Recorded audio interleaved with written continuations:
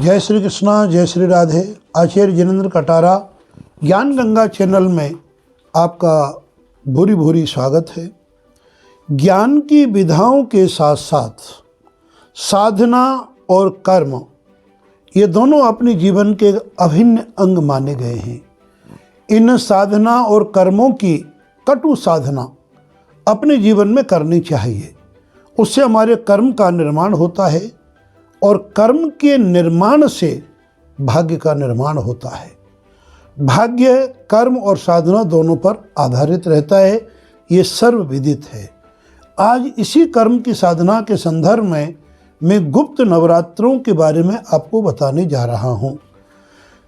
यद्यपि हमारी भारत की भूमि पर सनातन धर्म के अंतर्गत 4 नवरात्रों का विधान है, जिसमें 2 नवरात्रा आश्विन शुक्ला एकम से नवमी शरदीय नवरात्रा एवं चैत्र शुक्ला एकम से नवमी, ये चैत्रीय नवरात्र के नाम से सर्वविदित सर्वविख्यात हैं। किंतु बंधुओं, श्रोताओं, इन 2 नवरात्रों के साथ साथ 2 नवरात्रे और हैं जिन्हें कहा जाता है गुप्त नवरात्रा। तो आज हम आपको बताएंगे कब आती है गुप्त नवरात्रा, क्या इनका महत्व है और क्या उन नवरात्रों के इनमें क्या अंतर है, क्या साधना करनी चाहिए, क्या साधना करने से हमें जीवन में सुख और समृद्धि की प्राप्ति होती है। इसी संदर्भ में आज मैं आपको बताने जा रहा हूँ। गुप्त नवरात्रा माघ शुक्ला एकम से और नवमी तक गुप्त नवरात्रे होते हैं, जो सन 2022 में यह नवरात्रा 2 फरवरी से शुरू होंगी और 10 फरवरी को नवमी पूर्ण होगी। इन नवरात्रों में यद्यपि प्रतिपदा का 6 है, द्वितीया में घट स्थापना है, एक तिथि कम हो गई है, किंतु महाअष्टमी 2 हो गई हैं, मिला करके कुछ 9 हो गए। तो 9 दिन की जब नवरात्रा होती हैं, वो नवरात्रा अत्यंत शुभ और साधकों के लिए नहीं, संपूर्ण विश्व जगत के लिए कल्याणकारी होती है। क्यों कहते हैं इन्हें गुप्त नवरात्रा, क्या होता है गुप्त नवरात्रों का महत्व, इन दोनों बिंदुओं पर मैं आपको प्रकाश डालता हूँ। प्राचीन काल में जो गुरुदेव होते थे अपनी निजी साधनाएं, तपस्या की साधना करते थे। राजा महाराजाओं के या बड़े बड़े सेठ साहूकारों के द्वारा अनुष्ठान कराए जाते थे, उन्हें गुप्त रखा जाता था, इसलिए उनका नाम रखा गया गुप्त नवरात्रा। हमारे पूज्य गुरुदेव ये भी बताते थे कि गुप्त साधना करने के कारण ही गुप्त नवरात्रे कहलाए। इन गुप्त नवरात्रों में सामान्य नवरात्रों की बनस्पत कई गुना ज़्यादा फल की प्राप्ति होती है।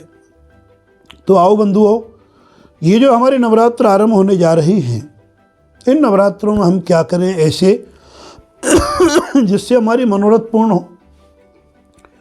कुछ साधनाएं हमारे गुरुजनों ने, हमारे साधकों ने ऐसी गारंटी के साथ बताई हैं, उन साधनाओं को करने से हमारे जीवन में अनेक अनेक सफलताएं प्राप्त होती हैं।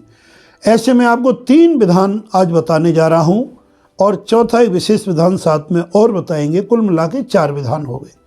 सबसे पहला मैं विधान बताऊंगा, इन गुप्त नवरात्रों में कन्या और लांगुर वीर यानी छोटी कन्याएं लेस देन 8 ईयर्स एज वाली, 9 वर्ष तक की हो सकती है, इससे ज़्यादा नहीं, और same less than 8 year 10 year जो बच्चे होते हैं छोटे, उन्हें बटुक और देसी भाषा में लांगुर वीर कहते हैं। लांगुर वीर जो कि दुर्गा माँ के सेवक कहे जाते हैं।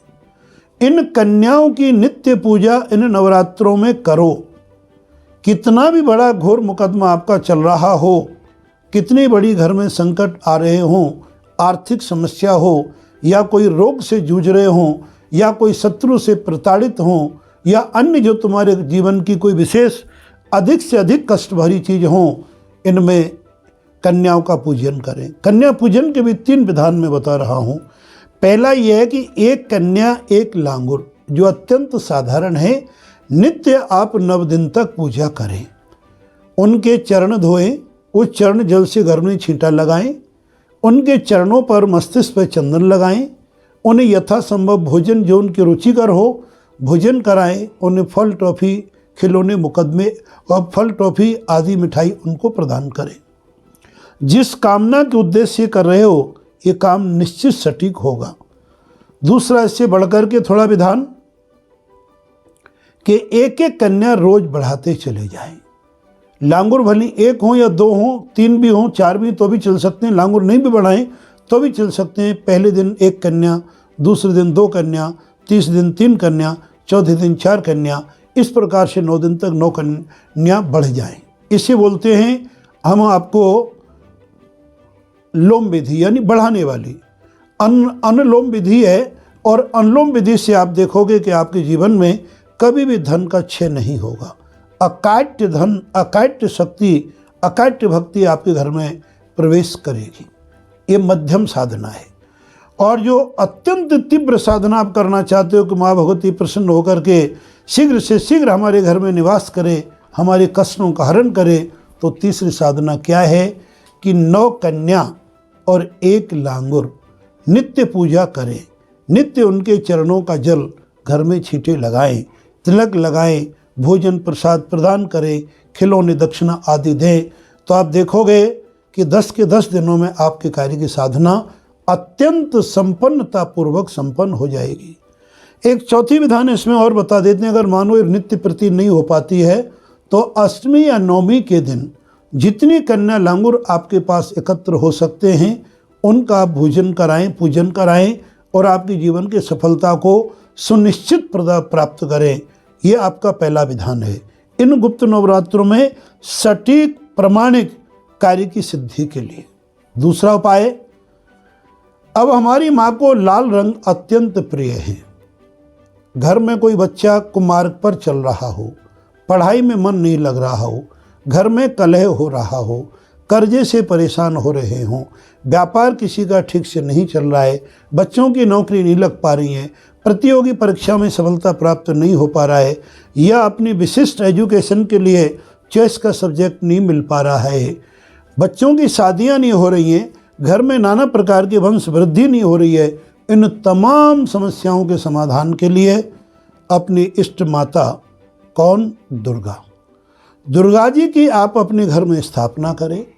नवार्ण मंत्र जिनका कुछ दिन पूर्व मैंने आपको वर्णन किया, फिर भी मैं केवल एक मात्र बोल देता हूँ, ऐं ह्रीं क्लीं चामुंडा यई विच्यई, इस मंत्र का जप करें और अपनी माँ दुर्गा जो इष्ट देवी हैं उस चौकी पर कौन से देवी को स्थापना करें?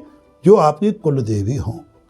और जिनको कई लोगों ऐसे कहते हैं महाराज सिर्फ में पता ही नहीं हमारी कौन सी कुल देवी हैं, तो हमारी सभी माताएं आदि शक्ति हैं, तो वैष्णव माता को अपनी कुलदेवी स्वीकार कर लें, उनका चित्र रख लें जो तीनों स्वरूपों में विद्यमान है, अथवा जिस नगर में रहते हैं उस नगर की प्रधान मंदिर की देवी को अपने कुलदेवी के रूप में स्वीकार कर लें।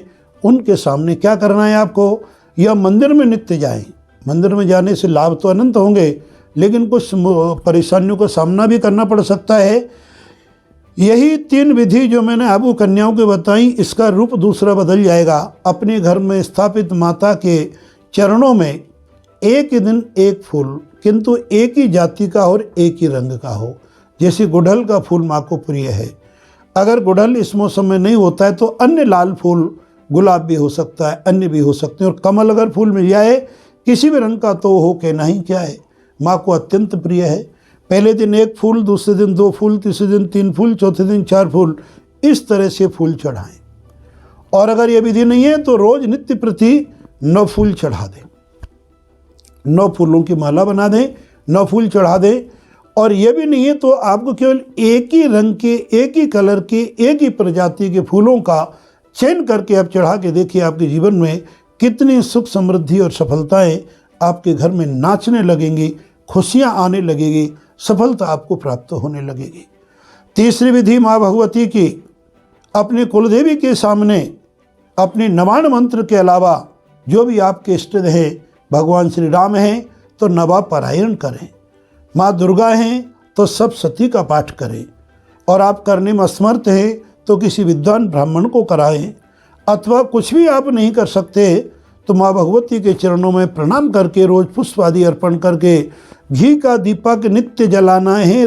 हर साधना में घी का दीपक जला करके माँ भगवती के सामने जो भी आपको मंत्र याद आता है, जो गुरुदेव ने कान में मंत्र दिया है, वो सर्वोपरि मंत्र होता है। ऐसे में अनेक अनेक अनेक बार आपको बता चुका हूँ। ये आपके लिए तीसरी विशेष साधना है।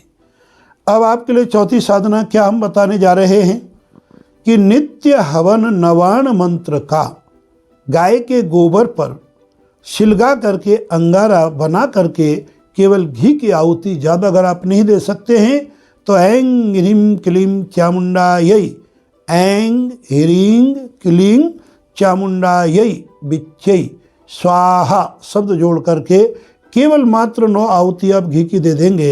एक छोटी सी प्लेट पर अंगारा बना के उसमें साथ में थोड़ा सा गुगुल और गाय का घी या जो भी घी आपके पास उपलब्ध होता है उसका पुट और डाल देंगे। वो अत्यंत आपको सुख समृद्धि देने में आपको समर्थ होंगे। इसी संदर्भ में, इसी श्रृंखला में आदित्य ज्योतिष शोध संस्थान के तत्वावधान में आजाद नगर स्थित यज्ञशाला में संध्या काल 9 बजे इन नवरात्रियों में प्रतिदिन हवन किया जाएगा। जो भक्त आना चाहे वो सादर आमंत्रित है।